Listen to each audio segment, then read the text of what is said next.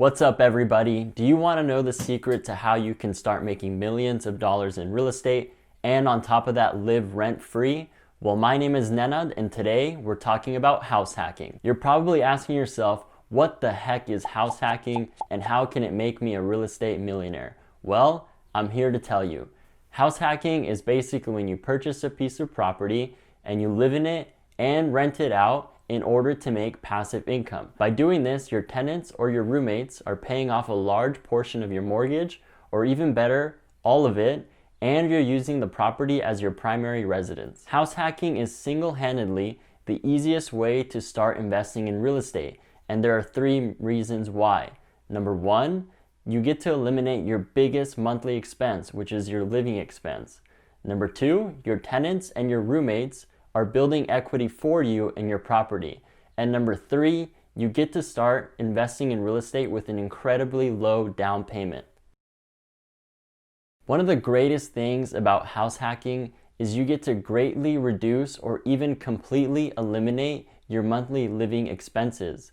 And according to the Bureau of Labor Statistics, housing accounts for 37% of the average American's pre-tax income. Now, if you don't see how powerful that is, honestly, I don't know what to tell you. This means if you're making $100,000 a year, by house hacking, you can potentially save yourself $37,000 every single year. By living rent and mortgage free, you get to greatly reduce or even completely eliminate a huge portion of your monthly budget.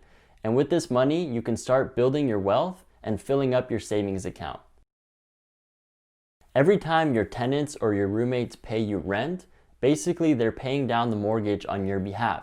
So you, as the homeowner, now are benefiting off of the equity that is in the property. So every single month when the mortgage is being paid, you are benefiting on the difference between how much the home is worth and how much is still owed on the property. So this example right here, which I'm about to show you, is really going to show you the power of house hacking. So make sure you pay close attention. So let's say, for example, the property that you're interested in is listed at $500,000. So you buy the property for $500,000. Now, since you can classify this property as your primary residence, you only have to put down a minimum of 3.5% down. So let's say you put down $20,000.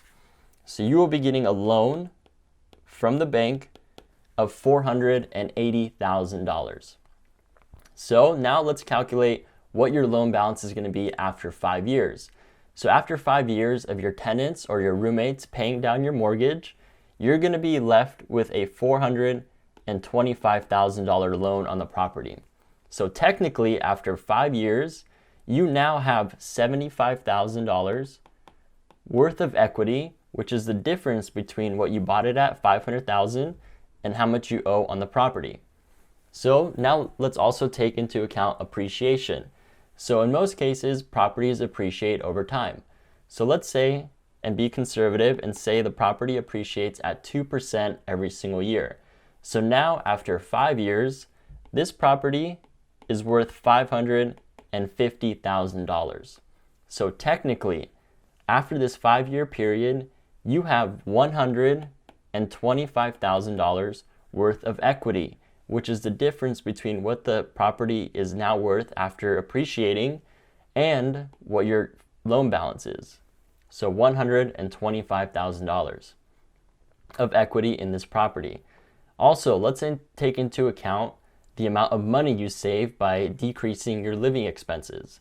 So in the example I gave before, let's say you're making $100,000 a year in your pre-tax income, and let's say you can save about $20,000 every single year on your living expenses.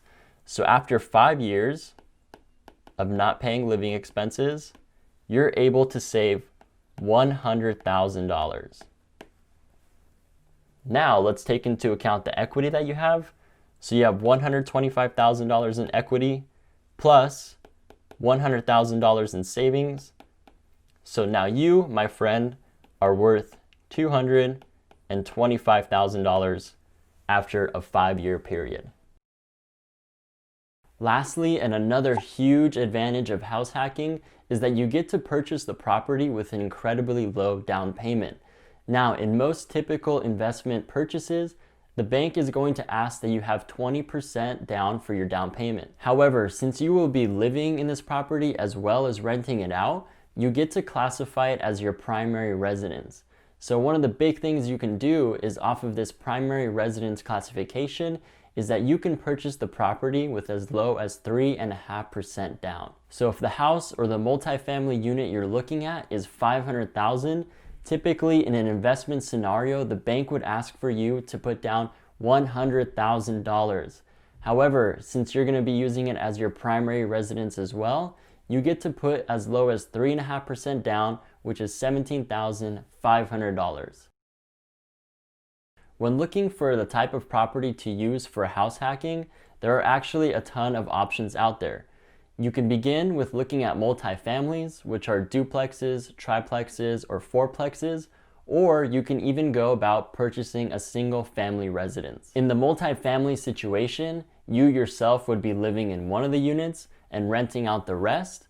However, in the single family residence, you will be living in one of the bedrooms and renting out the rest of the bedrooms, or even the basement, or converting the garage into a living space, or even if there's a guest house on the property, you can rent that out as well. The trick with house hacking a single family residence is you want to find a house that has as many rentable spaces as possible.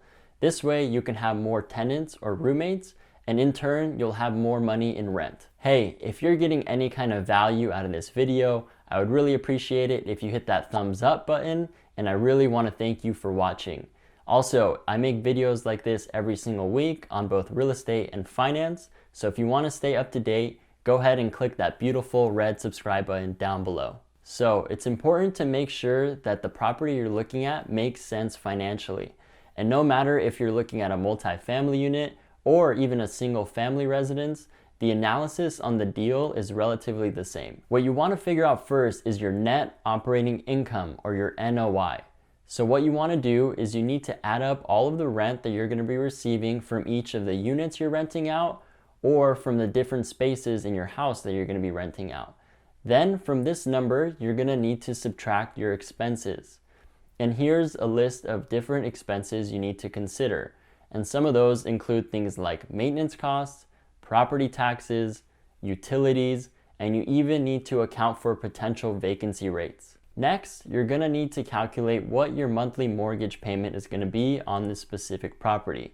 So one thing that I like to use is a monthly mortgage calculator just off of Zillow.com. And what we're going to do is we're going to put in a price of $500,000 with 3.5% down and an interest rate of about 3.25%. And basically, you're looking at a monthly payment of $2,494. And this includes $394 of mortgage insurance. So now that you have your net operating income and you know what your monthly mortgage is going to be, you need to subtract those two numbers from each other. And what you're going to be left over with is a specific number showing you how much rental income you're going to have left over every single month after you've paid all of your expenses. If you have a positive number left over after subtracting your net operating income and your mortgage payment, this means that you're going to be living rent-free by house hacking. If after subtracting your net operating income from your mortgage payment, you come up with a negative number, this means that you're going to have to come out of pocket this amount. Now, just because it's a negative number doesn't mean that the deal doesn't make sense, because in some cases, it still means you can be reducing your monthly living expenses by a great amount. So if you guys are interested in house hacking, as I mentioned, this could be a really great way to start investing in real estate. And the great part is that this process is completely repeatable. So once you find your first deal, you can go off and keep finding one deal after another. There it is, the rough guide to how to begin house hacking. And if you have any questions on this particular strategy, feel free to comment down below, as I make sure to answer everybody's comments. So now go out there, find your first deal, make it happen, and I hope you have a great rest of your day.